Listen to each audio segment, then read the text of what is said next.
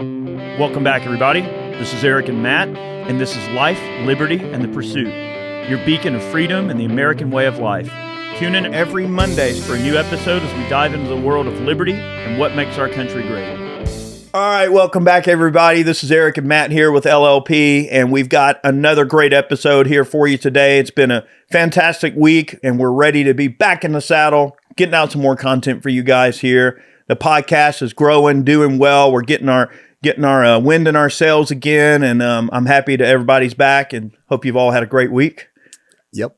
What's up? How's things been going for you? Dude, weekend was great. Spent the weekend down at Perry, Georgia. Was at a 2-day wrestling tournament down there. Daughter was wrestling, and it was just a great weekend overall. Beating everybody?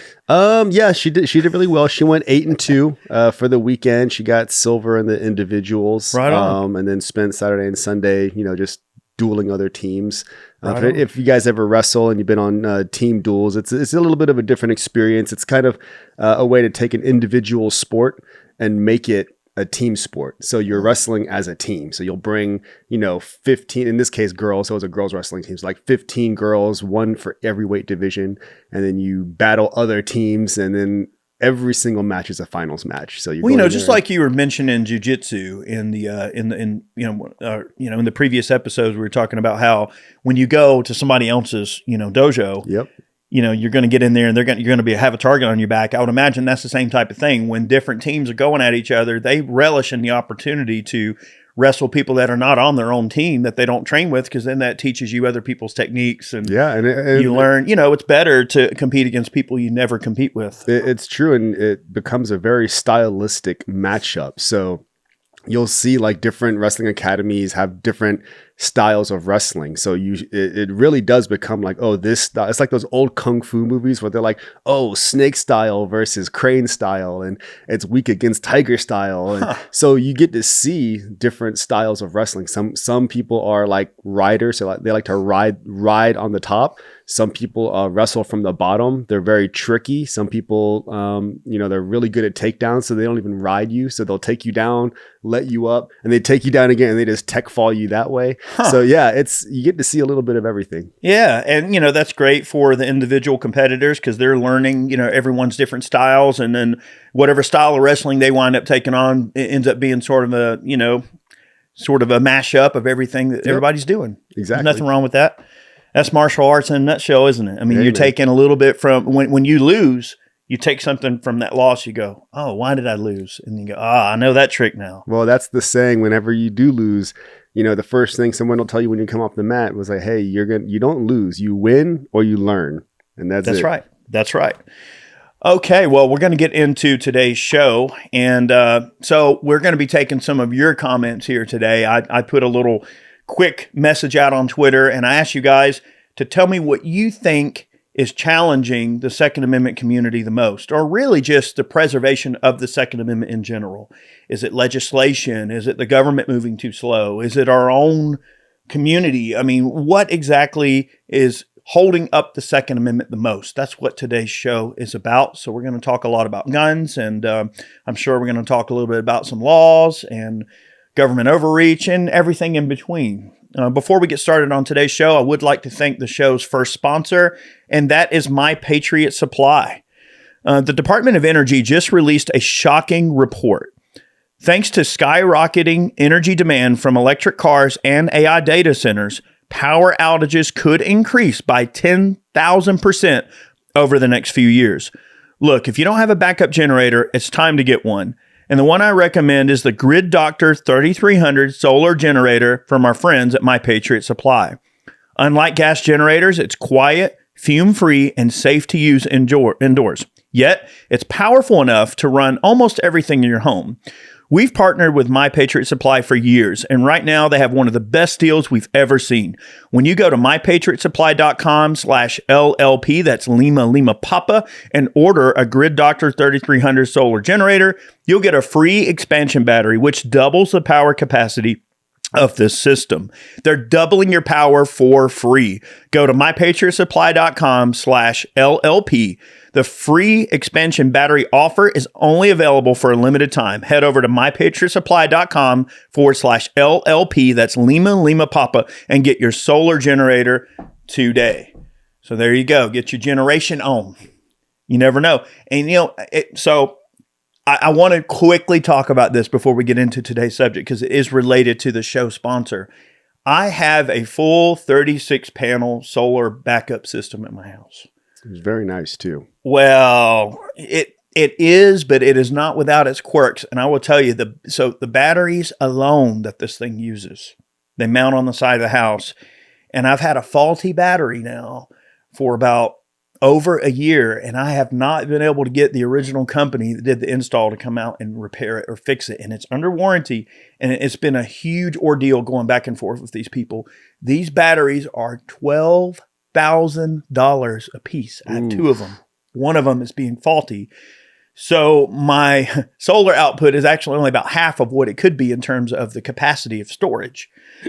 It's been a huge nightmare. And again, I'm not trying to convince you guys to go purchase a solar generator. However, if I could go back and do it again, something like that solar power generator would be a much more attractive option, or even just a whole house generator, even if it's a diesel generator, would have been a much more attractive option for temporary power outages than the full solar system. I'm not saying that solar is not a bad thing to have in your home, but it is not without its quirks, for sure. I would agree. I definitely think it has its own little quirks and features that pertain to your situation. It does. And it is becoming more affordable, more available, and generally more approachable for average people to be able to have solar at their home. Mm-hmm. Sometimes legislation stands in the way.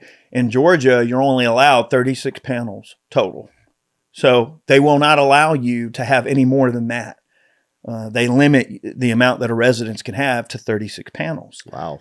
So let's say I wanted to be at a 1-to-1 with the grid on electricity, or even let's say, the grid buy back electricity from me and I have a surplus every month, which of course never happens because the amount of electricity I use, I cannot physically install enough solar panels to even offset the amount of power that I still have to buy a little bit from the grid. Okay. And they do that on purpose because they want you to have to always be, beholden to their energy grid. They don't want you to be at a 1-to-1. They don't want you to be off the grid. So if you had a tiny home, a 36, what I have, the 36 panel setup would totally rock, but not for this place. So. Well, I'm sure if like worst case scenario happened, you could make some modifications, like lower the energy, input needed to where you probably could get by with what you have. Now, you wouldn't be living the same lifestyle, but it's definitely possible. Yeah, there are things you can live without, but one of the coolest things about having solar or backup generation, just like whether it's a diesel generator or whether it is a solar generator like our sponsor sells, is that having that running water, if you're on a well like I am, having that well pump, have backup power is so important. Like if the grid's down, there's nothing better than being able to at least like take a shower, flush the toilet, clean your dishes. Have running water. Like we take so many small things for granted, and running water is one of them. I can live without AC, but it's like, isn't it nice to take a hot shower, something like that. So quick story about that. When we were in the Army and we'd go out on these like ruck marches, and you'd be out there for like, even like when it's like 3 or 4 days in July where it's like extremely hot, you had to tote these 5-gallon jerry cans, plastic jerry cans. Yeah. And if you leave those out in the sun, they get hot. Like you want some hot water, leave a 5-gallon jerry can, plastic one in the sun. Well, you can take a shower with that. Like you have your battle buddy, like open the top and pour it over you. And man, you are absolutely right, Eric. Nothing feels better. Yep. When you're like just covered in sweat and grime and dirt than like a hot shower, just getting, I still feel it right now. It feels so good to be able to wash that Or off. imagine when that's your drinking water and the only choice you have is to drink some just hot ass water and that's it. Like, that Iraqi pallet water. Yep. Yep. And it goes down really quick because it's nice and hot. Yeah. Oh yeah. Okay, so getting into the beans and bullets of the show, you know, we want to just sort of extrapolate and just kind of spitball some ideas about what we view to be the biggest challenges that the Second Amendment faces. The Second Amendment as a construct, the Second Amendment as a right, the Second Amendment as a community, as a group of people that represents a certain type of lifestyle. And in a couple of future episodes, we're going to go over some other things related to it, but I want this to be about what our perceptions are. And everyone is different. Like if you ask a hunter, okay, what he thinks the biggest challenges to the Second Amendment are. Well, someone who's a hardcore hunter, maybe they live in the middle of nowhere and when they go to town, there's hardly nobody there and they don't really think of guns as like, oh, I'm going to have a firearm to face a potential threat. Or, I'm not worried about carrying a gun to town because no one in my town is a threat and everyone's harmless and no crime ever happens here. You live in a very high trust society, a crime-free society, and your only exposure to guns is that you hunt and that's it. Well, yeah, a hunter's view of what challenges are going to be to the Second Amendment might be, oh, well, the government's, selling off public land or closing public land to hunting or, hey, what hunting regulations are in place that affect me as a hunter?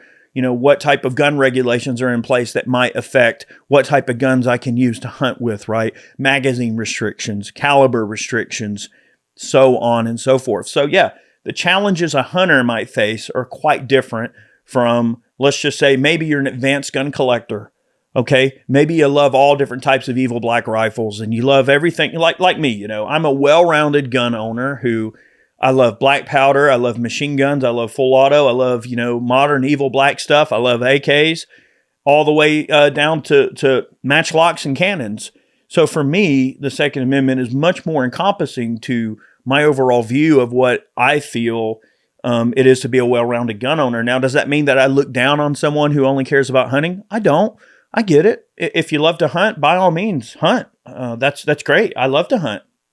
But some of us are much more vested in the overall lifestyle of the Second Amendment. And what I mean by lifestyle is, yeah, many of us, we carry every day, no matter where we go. We have blowout kits in our cars. We have a shotgun or a rifle we keep in our vehicle just in case. Like, yeah, we stage guns in our house. In case of an emergency, we can have a long gun on standby.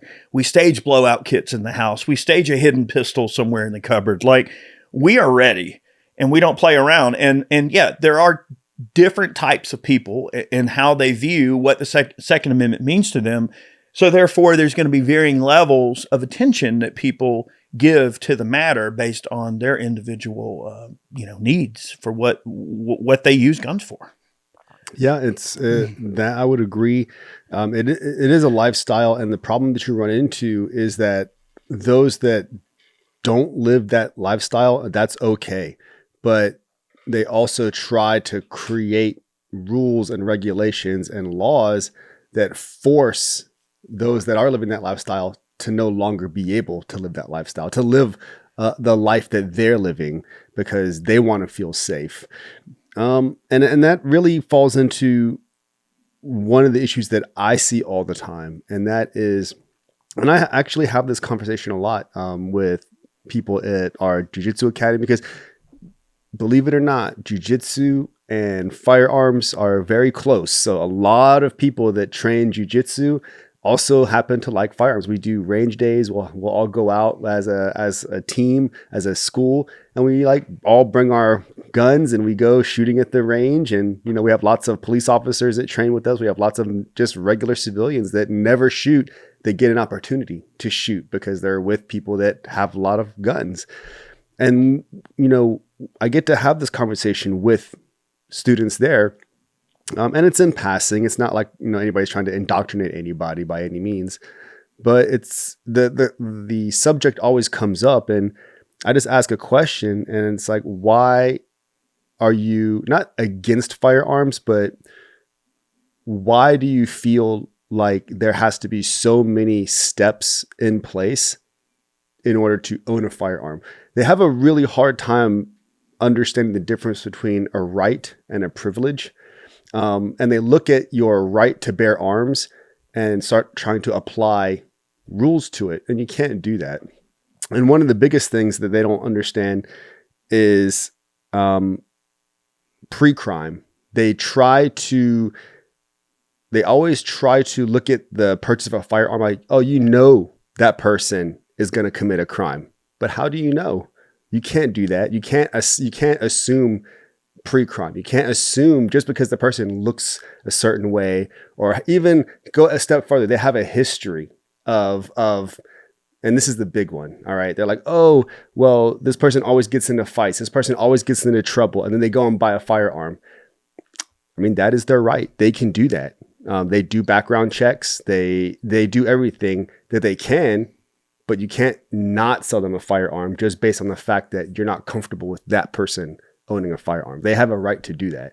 Yeah. What if that person is getting beat up all the time and they're a victim and they want to have a firearm to potentially protect themselves because maybe every time they've gotten jumped or beat up, it gets worse and worse, and they're worried that the next time might be fatal, Yeah. So there's that process. I mean, just because a person is getting into fights all the time doesn't mean that they're the aggressor. They could be the victim, Yeah, they have to be comfortable with accepting the fact that there's dangerous freedom. Like if you can't have an extremely free society and at the same time assign a whole bunch of rules to what you can and can't do. Yeah.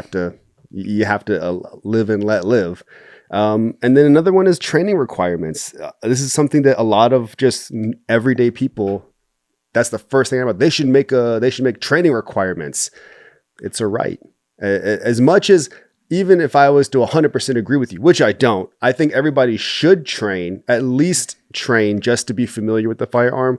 I in no way believe that you should have to train in order to purchase one, to exercise your Second Amendment right. Yeah. But that's always like the first or second thing. They should be the training requirements. They should have to take a test. No, they shouldn't. It's just the way it is. Like, you have a right to own a firearm. And again, you have to be comfortable with dangerous freedom. Sure. I think that there are certainly some very dangerous, slippery slopes that are brought up a lot by people who are on that side of the equation. Maybe they're not necessarily anti-gun, but they're not pro-gun either. Maybe they just try to apply a little bit of their logic to it, and it doesn't always line up with our logic. And that's not a bad thing. Like, I understand if someone says, oh, well, we want, stricter background checks. We want that. I'm not saying I agree with it, but I'm just saying that I understand and respect their opinion. I disagree with their opinion, and I have very distinctive reasons for disagreeing with that opinion. And I'm willing to hear anyone out, and I will do my best to convince them that my way is the way. But at the end of the day, if that's their thought, and that's okay. I will say that it's a slippery slope to allow the government to have the scrutiny. Anytime they have the scrutiny, they're going to weaponize that scrutiny. So if we say, well, mentally ill people can't own guns, well, who do you think is going to decide who's mentally ill? Yes. It's going to be the government. And guess what? That pendulum is going to swing left and right every 4 years or every 8 years, however often. That pendulum is going to swing left and right. And who do you think will then be given the keys to that kingdom, to that Pandora's box, to be able to say, oh, you're mentally defective? Well, the left says more and more of these people are mentally defective. Then the right says, oh, these people are mentally defective. Well, who's losing? The people are, right? The average person who just wants to exercise their rights, they're losing. And the government is gaining essentially a monopoly on violence. And I think, there are a lot of people out there who they think, well, the government would never do any wrong. They're here to protect us. They're here to help us. And you know what? I think that a lot of people, they place too much faith in an organized government, period, much less our own government. And then, okay, you turn on the social media feed, the news feed or whatever, you pay attention to what's going on in the world, and what do you end up seeing? You see all this stuff that's going on, and the government, it seems like they're just passing the buck along every time you turn around, and there's always somebody is getting screwed in some way, shape, or form. And you think, man, like, do we really trust these people? Whether you're left or right, you have to eventually go, wait a minute.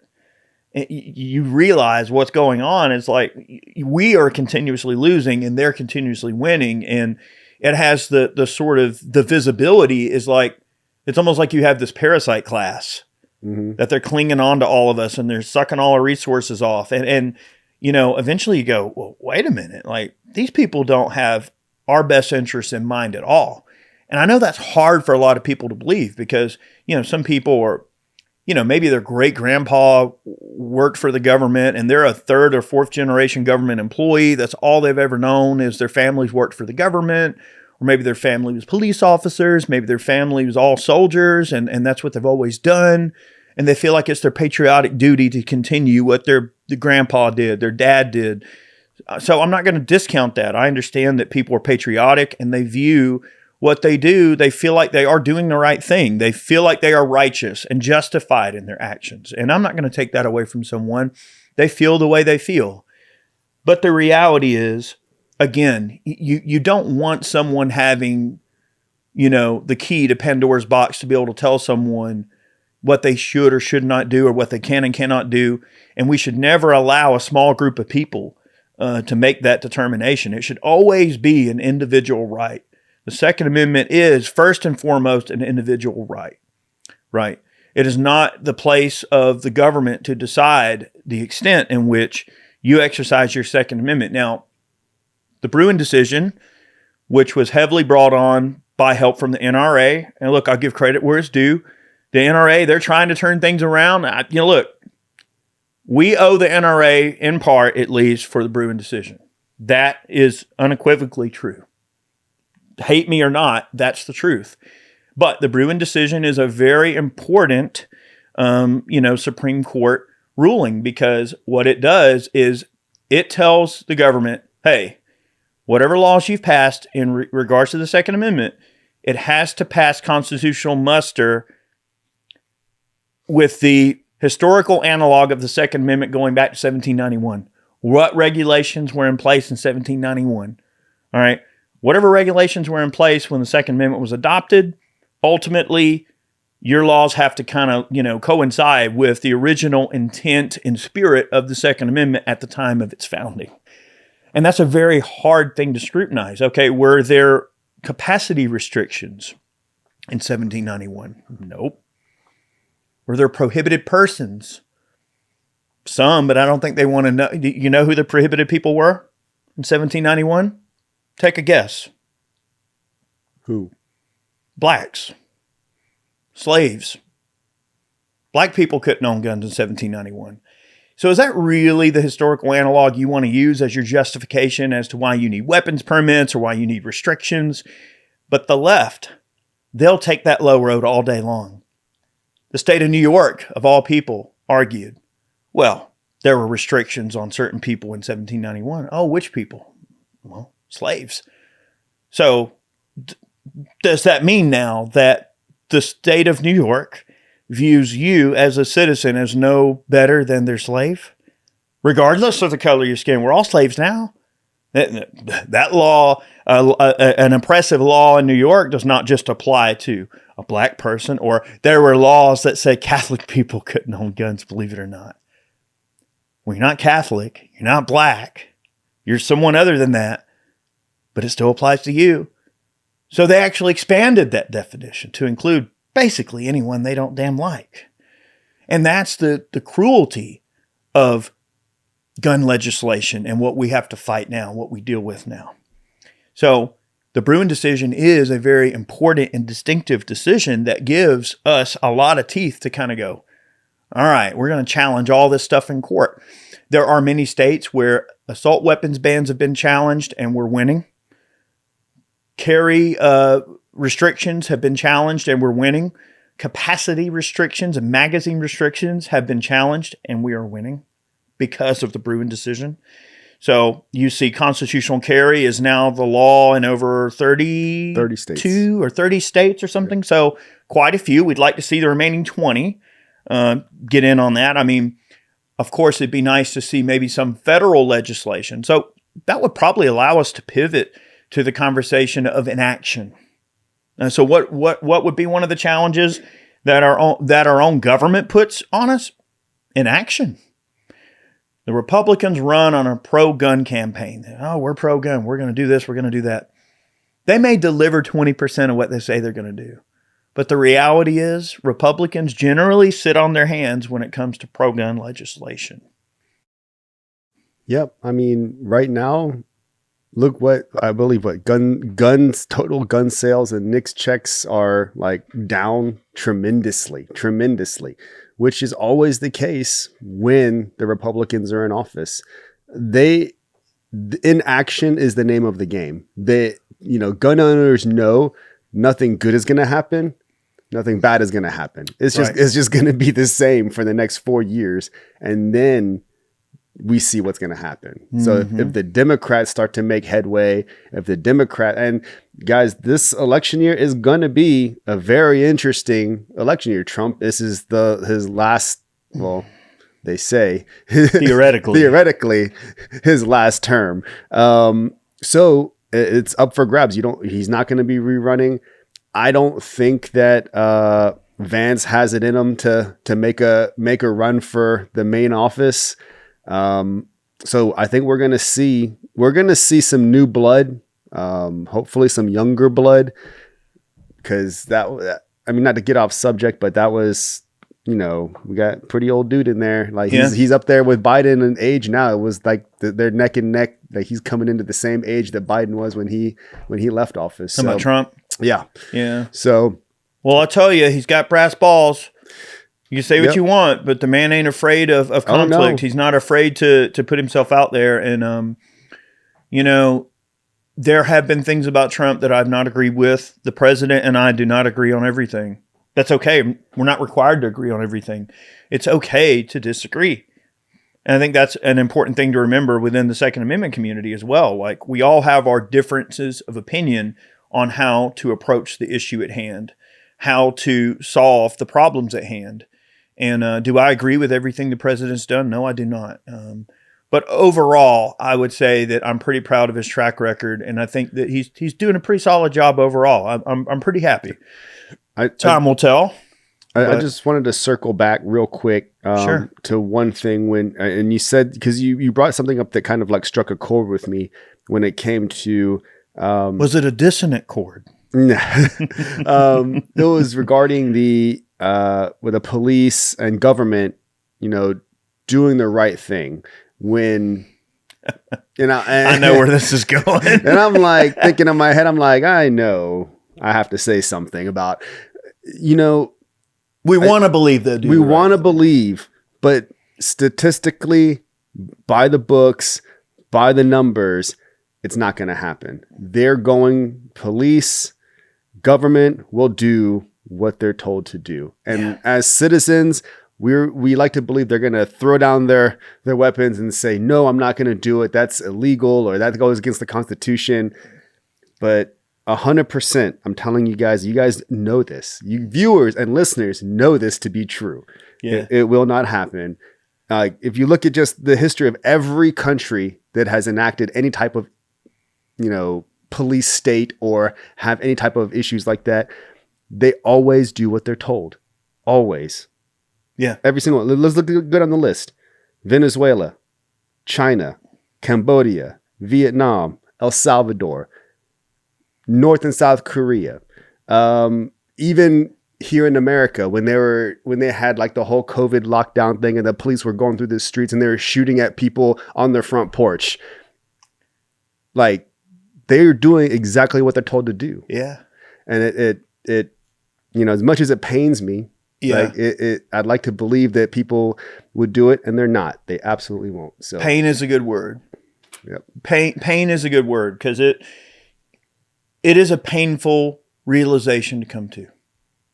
You love your country. You're brought up a certain way as an American to be patriotic, love your country, respect your flag, respect your veterans, respect law enforcement. And the problem is, if you do it, they stab you in the back. Yeah. The ATF's going to show up and kill your dog and murder you in your sleep. That's not okay. And I think a lot of us, we feel betrayed. We feel slighted. We feel like, hey, we're all on the same team here. We all fought for the same, purpose that we thought we were fighting for. We all fought for what we thought was freedom, and that freedom extended to us to be able to, not be under the scrutiny or boot of an overbearing authoritarian type of government. We're supposed to avoid that type of thing by the type of system we have set up. We're a constitutional republic. We're supposed to have a representative government. And you certainly don't see that with all the PACs that are funneling money into the government and who controls who. And you look at all the details of who's funneling the money where. It's like, well, are we even being represented anymore? So, not to get on that grandstand, but the truth is that a lot of people have begun and continued to have less and less faith in what our government even represents institutionally anymore. And it's not to say that someone is not a patriot or doesn't love their country. Loving your country is far different than loving your government. And you can love Beaver Cleaverville, small town America you grew up in, and your neighbors and, your community, and, you have the parades and there's all that sort of, the visibility of patriotism that we see in a day-to-day basis in our community. People helping each other, people doing the right thing by each other. A disaster comes around, people hand out cases of water.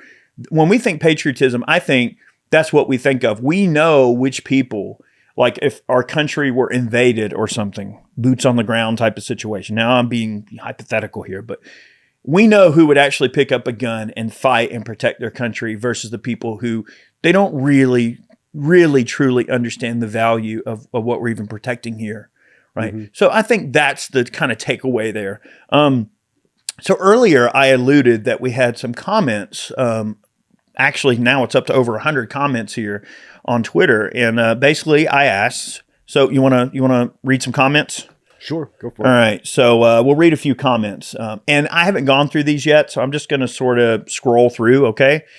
And I asked, what do you think are the biggest battles we're fighting in terms of preserving and solidifying the Second Amendment? Lord Dianexis says, space wizards. Okay, well, can't say I've seen any space wizards trying to take my guns away, but hey, that's cool. Everything 2A says, getting pro 2A news to people that aren't necessarily pro 2A. Censorship. Our reach is the biggest issue. You have anything to add to that? No, pretty good. Yeah, I mean, the thing is it's true. Like a lot of the anti-gunners, they don't really care what we have to say. They already have their minds made up. And unfortunately, a lot of voters are also, I don't want to say they're low information people because, people, they care about what they care about.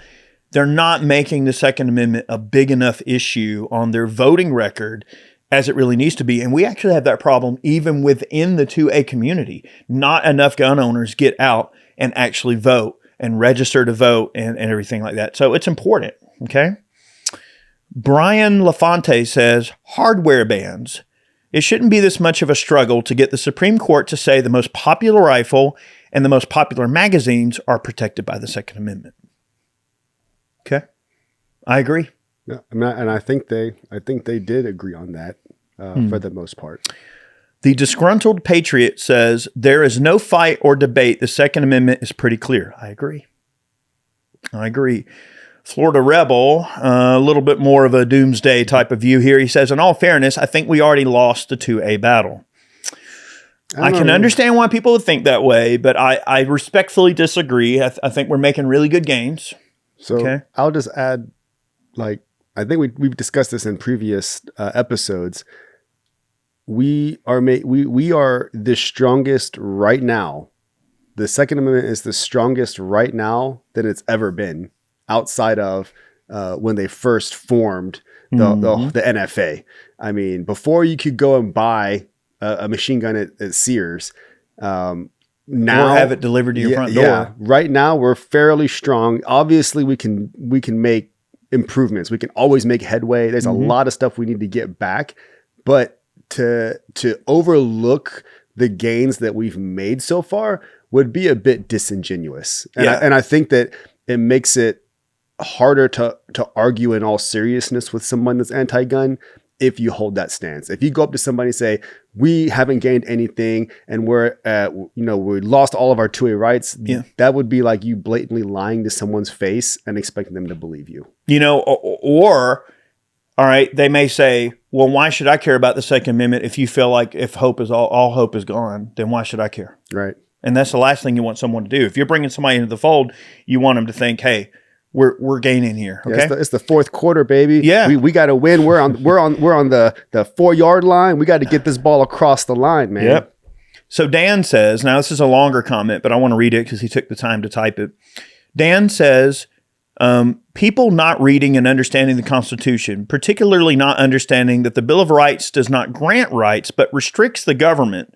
In combination with the federal government only having authority it was granted, people not reading their state constitutions, which often protect the right and may not require using the 2A plus 14A to hold the state to account. Very good points there. Sean says, the false assumption that Republicans will give up their own perceived power and control and support the Second Amendment. Again, we mentioned that inaction sometimes is even more damning than action. I will say that I love the comment about the state constitution, because the state constitution supersedes the federal constitution in the state. Now, once you travel outside of your state, you're beholden to your constitutional rights, your federal constitution rights. So I love that. I love it. Jeff says, the GOP holdouts that aren't willing to do the work necessary to force back decades of overreach now that we finally have the numbers in Congress. Now, Jeff, to be fair, it's a very slim majority. Like 2. Extremely slim. So, yes, all it takes is a couple of people to just to be holdouts. And I'll tell you what, Thomas Massie, now I know a lot of people are unhappy with Thomas Massie. President Trump is not a fan of Thomas Massie. I'm very disappointed in the president's view of Congressman Massie, because Thomas Massie wants every single bill to be voted on a case-by-case basis. Yes, individually. We should not be having these pork-laden bills full of 1,500, 2,000 pages that you know dang well the representatives are not reading properly. We even have AI now that can paraphrase a lengthy bill into its juicy topics. They're not even willing to do that. These people are just voting by the party line, and they're not actually taking the individual, issues into account. And what we'd like to see, and I know Congressman Massie would like to see, and I believe what Congressman Massie believes is that every issue should be voted on line by line. Here's the issue, yay or nay. Raise your hand. It's simple. You have to have an established voting record to know who's who. And if you just have these pork-laden bills, well, how do you know what they voted yay for? Maybe they voted yay for one tiny little spending area, and the rest of it they don't even care about. They didn't vote yay because of maybe even the anti-gun part that was attached to it, but they wanted the good part that they actually are looking at. So that you have a false pretense for who's anti-gun and a false pretense for who's pro-gun, and that many of them don't even care about a gun-related topic. So that's the issue. Well, we have to know who's who. That is the issue, and that's why Thomas Massie always gets kind of drawn as the bad guy, because he's voting strictly on physical spending and budgets. Right. And if you try to throw that in there and he sees it, he's just gonna vote because he's so against just, Well, he's a constitutionalist. He cares about, fiscal responsibility. Yeah, he's against frivolous spending of government funds. Yes, and he should be. Rufus says the battle needs to be for the hearts and minds of Americans so they don't fall for the political propaganda. Very true. Yes. Yes, very true. The Second Amendment fight starts at the culture. Change the culture, and as such, you will change the direction of the politics that affect that culture. So Rufus is absolutely correct. Let's see. There's a lot here. Robert Hedrick says, none come to mind, which could be a battle in itself. Is there some legislation that managed to sneak in past all the other crazy stuff going on? Well, it's a possibility. Donald John Herbert says, ultimately, the government wants us disarmed. They'll dangle some minor wins in front of us with one hand while reaching around with the other hand to stab us in the back. So descriptive. So descriptive. I love it. But he's right. Yeah. He is absolutely right. The old reach around. That's right. Jack Marr says, to me, barrel length and carry laws. We've already seen armed civilians are better at responding to threats than police and have prevented many mass killings. There's been a few, like the guy that with the church shooting, I believe he stepped out with his AR and he hit somebody.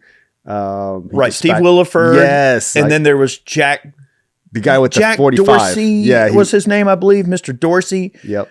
No, he had a 10 millimeter, I think. Oh, even better. Oh yeah, and it was a headshot. Yes, all the way from across the room. Holy cow! Repainted the walls on that one. Oh yeah, oh yeah.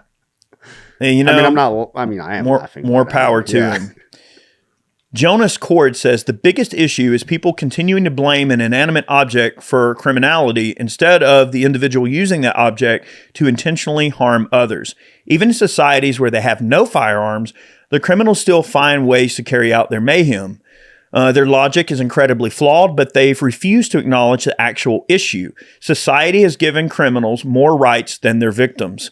So oh true. my gosh, that's so true. Yeah, that is so true. I mean, look at the Democrats. They're bailing people out of prison.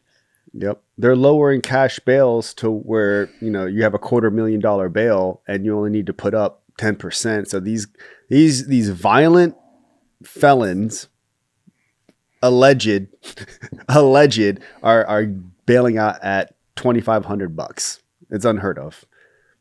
Mm-hmm. I mean, there are a lot of good comments in here.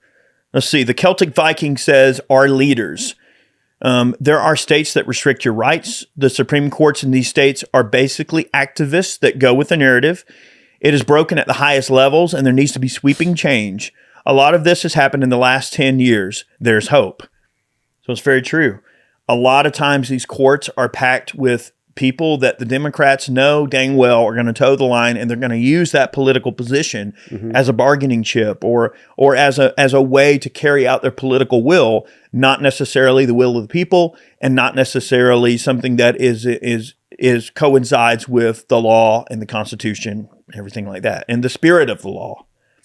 Yeah. Especially as it pertains to our rights. I mean, we're not just talking something that is some platitude that is handed to someone. We're talking about the Second Amendment. It is a right that is enshrined, for a reason. It is not to be questioned. Rights are rights. They are what they are. But yet they always seem to foul things up because of their political whims, and not so much, that they're actually, doing things the right way. Let's see. Well, I see a lot of these government officials, whether they're congressmen, women, senators, let's just say government officials, they live in an ivory tower. So the reason they aren't moved to make any of these changes is because it doesn't affect them directly.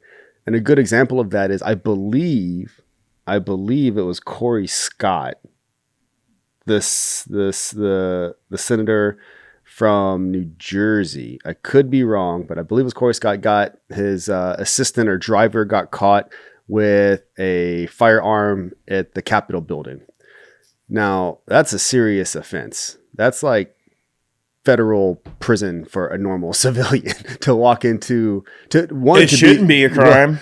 Well, we're just going through what happened.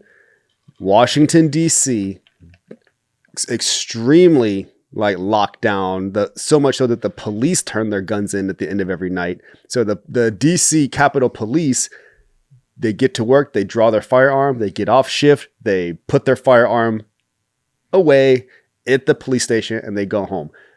Civilian, forget about it. Never going to have a firearm except for Mr. Dick Heller over there. It's certainly not easy. I mean, you can get a DC carry permit, but it's extremely difficult. It's very hard. And that's something and most definitely not allowed in the Capitol, on Capitol grounds or the Capitol building. And they could totally just tell you no for any reason. It's almost like you have to know the judge. You have to know someone. You almost have to be connected and know the right person. And but this guy's assistant or driver, whichever it was, got caught carrying in the Capitol building. Why? Because the rules don't apply to them. They don't have to jump through the same hoops that the normal people do. So why would they need to make any change? Why would they need to make any headway on the Second Amendment when that doesn't apply to them? They can just do what they want. Yeah. Yeah, it's crazy. I'm trying to think of that movie that had, so it was the movie with Kevin Costner and Sean Connery. The Despendables? What was the name of that movie? was like a mob movie. It was like back in the 30s, and they were going after like during Prohibition. Oh, What's the name of that movie? Untouchables. Untouchables. Yeah. It was the Untouchables, Untouchables, bro. yeah. All right, so there's a scene in that movie where, you know, it was either one of the federal officers or one of the police, or it was one of the people who was on this crack team of people that were, you know, cracking down on I guess it was Prohibition. Yeah, but what was it, Dillinger, or was it who was it they were going after? Who was that big mob boss they were going after? I'm not sure of the exact guy. I just know that it was all about Prohibition. Like Gotti or whoever. Yeah. It was you know, the mob bosses are going at. Well, anyway, in the movie, I digress. There's a scene where the guy gets caught with a gun, and the guy, and this is one of the crooks, one of the bad guys, gets caught and he's got a gun. Of course, this is like, I think it might have been New York City, and of course that's a big no-no and has been for a long time. Oh, he's like, oh, well, I've got a permit for that, and they pull it out, and sure enough, it's a signed like affidavit from the judge, you know, saying that this guy is allowed to have a gun. He had to give him his gun back. And It's crazy. Like, you know, dang well, the reason that guy was able to get signed off by the judge is because he was, you know, involved in that underbelly of crime, and everything like that. So it's just crazy. Like, you always go back to that movie and you think, yeah, anyone, if you just know the right people and you're well connected enough, you can get a permit to carry. Greasing the right palms. That's right. Grease the right palms. All right. A couple of more of these comments here and we'll move on. But I wanted to read some because you guys all really made some very good points and I wanted to share as many of them as possible. Cory Booker. I apologize. I'm going to make a quick correction. It was Cory Booker from New Jersey. Oh, Cory Booker. Yeah. Well, he's a huge hypocrite. Is Cory Booker. That guy has always been a huge hypocrite. All right, Anthony Davis brings up a really good point. He said, drones and optic systems controlled by Palantir that they're using in Gaza. Whew! Now, I don't really know anything about the Gaza situation in regards to Palantir, but I did a whole episode on Palantir and how this sort of deep snooping and deep surveillance state is a very dangerous state of for us as Americans. And you mentioned drones, and it's so crazy how you notice that they're kind of laxing back on some of the long-standing gun restrictions, right? They're kind of talking about laxing up on the short-barreled rifle stuff, SBRs, SPSs, suppressors, right?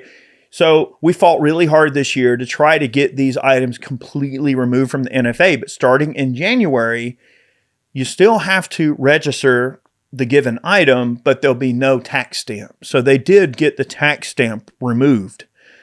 So now you can have suppressors with no tax stamp. And I believe that does extend to SBRs and SPSs as well. So at least the $200 tax stamp is now out of the picture. So we're still fighting things on that front. However, you notice that they are trying to ease up and make it easier for people to obtain those types of items. Well, why would they care less about that now than they did 20 or 30 years ago? Right? Why do they view, let's just say, a person with a suppressor is not so much an assassin anymore? It's just your average person who just wants to shoot quieter, right? Why is that the case now versus the way it was 30, 40 years ago? Okay. Why is that the case? Well, reason is, like he mentioned, the drones. So what can you really reasonably do to combat a massive swarm of drones that wants to try to drop a bomb on you? So it's almost like they know they have people outgunned and they don't really talk about it. But if you go to these big conferences, you go to these big, especially law enforcement seminars and military seminars where they're talking about tactics, weapons, and what they really want to try to focus on the most, the only thing that they're talking about right now is drones and how to prevent getting killed, quit getting killed by them. That's it. How to combat drones and how to make drones more deadly. That's all they care about right now is drones and how to stop them and how to use them better.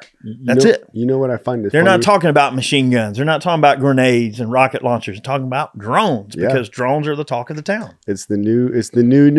And you know what I find funny is that, despite what's going on in Ukraine and Russia, between Ukraine and Russia, Russians have a knack for finding the simplest solution to the most complex problems. And this goes back to when the Russian and U.S. astronauts were going into space, and they were up in space, floating around in the Mir space station or whatever, like the different space. They were like cohabitating, right? And America had spent millions of dollars on that little space pen, those famous little space pens with their pressurized ink capsules so it could write in space because gravity doesn't allow the ink to flow. Yeah. And America's like, no, we gotta make this high speed, cool pen.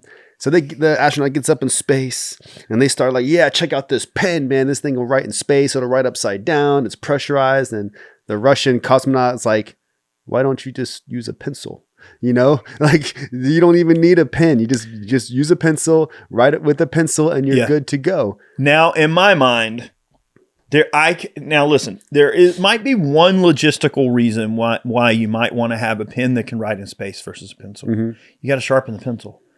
So think about it. Do you want all that dust and do you want those debris floating around? So it's like maybe in their mind they're thinking they need something that's not going to produce dust or debris. You could clog the instrument cluster. So it's like there's a engineering reason for thinking about why they do things. But of course, the Russians are like, well, just use a pencil. Yeah. And then to fast forward freaking 70 or 80 years to now, these high speed drones coming in and they're trying to figure out how they're going to defeat these drones. And now they're just taking nets and hanging nets everywhere. So these drones are flying into these nets and they're getting caught like you're catching a butterfly. Yeah. And they're getting tangled up in like the most low cost solution. Yeah. You'll see like a $1,000 drone just get tangled up in nets. And sometimes those rounds still set off. They do, but at least it's far enough away that maybe you don't get hurt. It's just like the cages on the outside of the vehicles, like when those RPGs are coming cages? In, they're hitting the cage, it's pinching the nose cone, and it'll go off, but it's outside of the vehicle. They did change some of the RPG warheads to counteract the cope cages a little bit, but they're not as prevalent. When we were in, they definitely weren't as prevalent then, but they were trying to change around to combat that. It is wild how, necessity is the mother of invention. Yeah. And, you started to see this footage from Ukraine of these drones and you think, wow, that is so royally scary. So to go back to, which comment was it? Anthony's. To go back to Anthony's comment, drones are absolutely terrifying. And if I could think of one thing that the Second Amendment has as a challenge is that we always are so, focused on guns and ammo and small arms when we should be thinking, well, should we be drafting legislation? Should we be pushing our politicians to protect drone use for civilians? Our ability to use them for surveillance, our ability to use them to, get eyes in the sky and see what's going on, our ability to even weaponize those drones. Is a weaponized drone protected under the Second Amendment? Man, so that is something that, ultimately we have to accept that. Are we going to let them have a monopoly on violence? Or are we going to say, hey, if someone wants to 3D print drones or whatever, or if they want to purchase a drone and weaponize it, should they be able to weaponize it? Should a drone be able to have your AR attached to it or a full auto pistol or something like that? Or even, an explosive device? Should we be able to stand toe to toe with people who would use drones against us? When you look at the war in Ukraine with Russia and Ukraine, really what it comes down to is who has the most of everything. Whoever has the most drones, whoever has the most bombs, the most of this, the most of that. It's more about resources. So can the civilian population actually stand toe to toe with a giant industrial complex that has millions of drones to your one? I mean, is that something that we should at least have the ability to use the same technology they have to protect ourselves? And I think that's a scary realization that a lot of people are not ready to have that discussion. Well, they've already started to crack down on the drone ownership and the ability to utilize drones with the FAA registry. So like now if you get a drone and you want to fly it above a certain elevation or altitude, you have to get a license to do so with the FAA, which, when that first came out, I know a few drone companies went out of business and DJI, which is, one of the largest, if not the largest drone manufacturer, or importer, depending on, how you look at it, because they do import quite a bit. They had stockpiles of drones, which I'm sure wound up in Ukraine, but of course, because they weren't able to sell them here. But that held up a lot of drone purchases, because you had to get like a FAA certification in order to fly these drones. So it was affecting a lot of businesses, like I remember that, like drone photography, like wedding photography, like all kinds of stuff. Yeah. Isn't that wild? It is, man. I remember that when they first started introducing the FFA requirements, it was like, all right, now you can't fly them over a certain distance in the air. And I mean, I get it. They don't want planes running into them. Line of sight. You can't let them go out of line of sight. Liability. I understand. But I mean, come on. Requiring an FFA certification to take pictures of a freaking house. Yeah. For a real estate agent. Come on. How dumb. Yep. It's all money. It's just to grease the palms.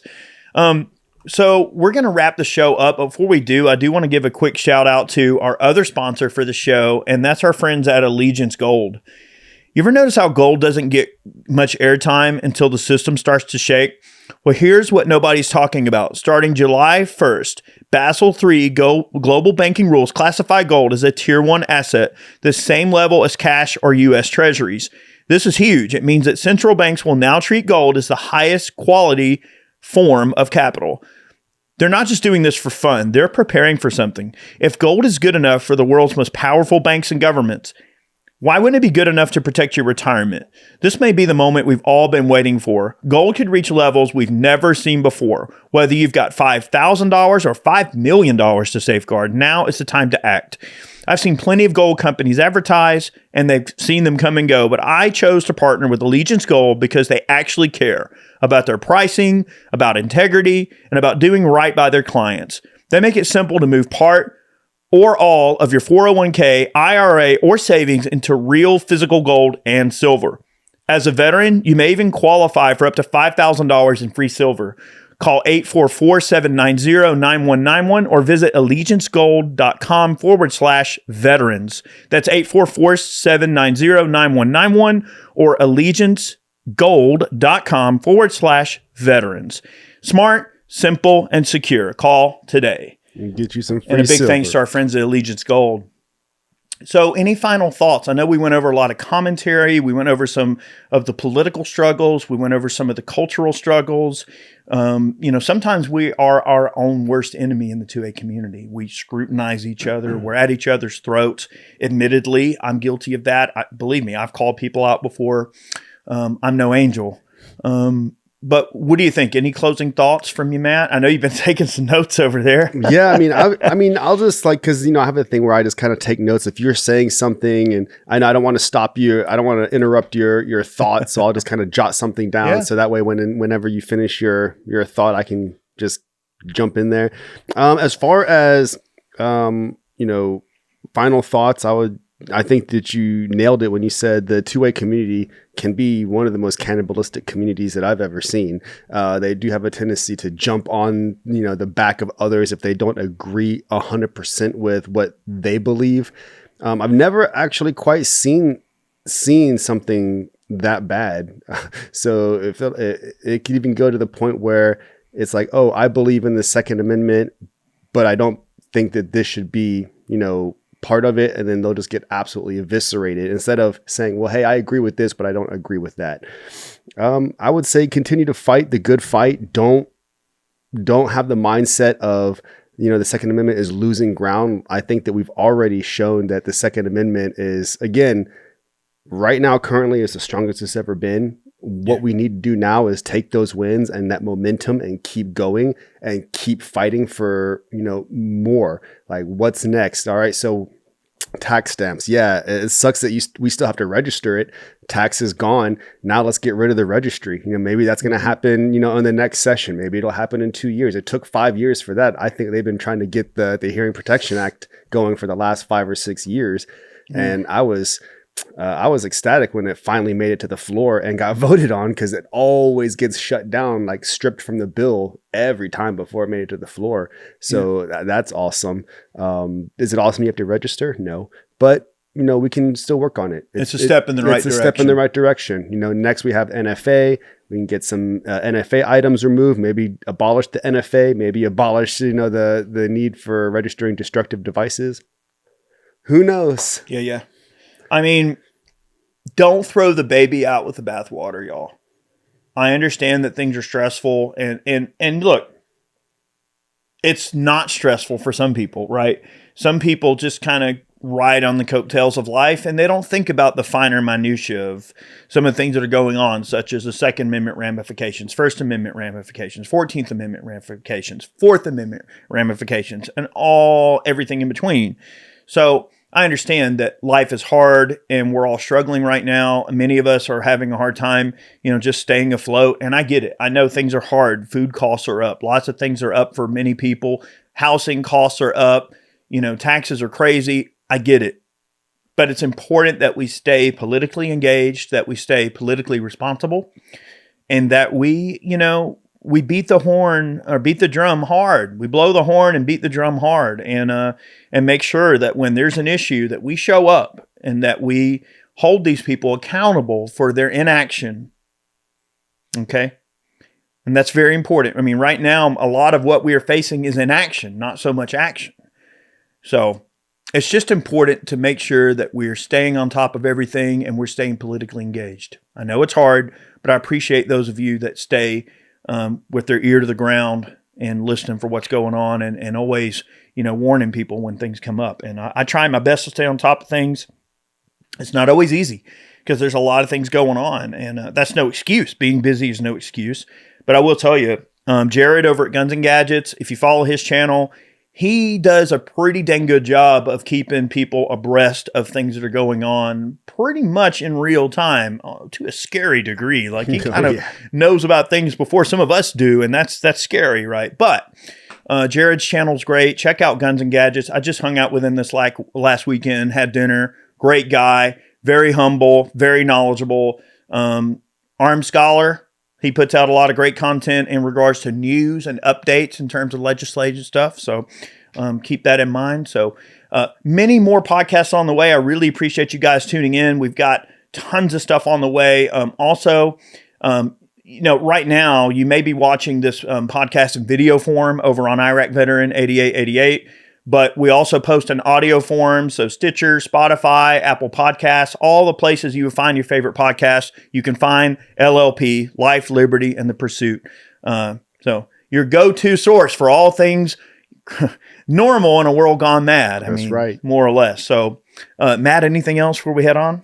Nope. I do know that I was actually going through some stuff, and I found a cache of ballistic ink shirts, brand new. So what we're going to do is, in the future episodes, we're going to start pulling from the comments. We're going to pick a couple comments. We're going to reach out and get your size, and we're going to send you a ballistic ink shirt that are no longer available. How many shirts we talking, sir? I mean, there's quite a bit, not a metric ton, but okay. There's a few there that I think you guys would really enjoy. All right. And they're no longer in circulation. I'll put that comment out now so we can go ahead and start getting some comments from you guys. I'll think of something clever, but anyway, you'll see it on Twitter. All right. Many more on the way. Thank you guys so much. Have a great week. We'll see you next Monday. Bye, everybody. Thanks for listening to Life, Liberty, and Pursuit. If you enjoyed the show, be sure to subscribe on Apple Podcasts, Spotify, and anywhere else podcasts are found. Be sure to leave us a 5-star review. We'd really appreciate that. You can support us over on Ballistic Ink by picking yourself up some merch. And remember, guys, danger is freedom. Have a good one.